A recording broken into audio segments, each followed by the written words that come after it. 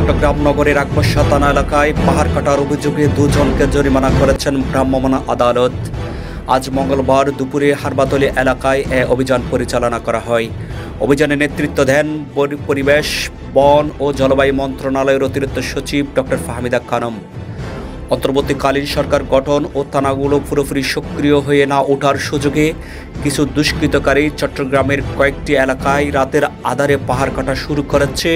এ অভিযোগ পেয়ে পরিবেশ, বন ও জলবায়ু মন্ত্রণালয়ের উচ্চ ক্ষমতা সম্পন্ন একটি টিম পাহাড় কাটা এলাকা পরিদর্শন করেন।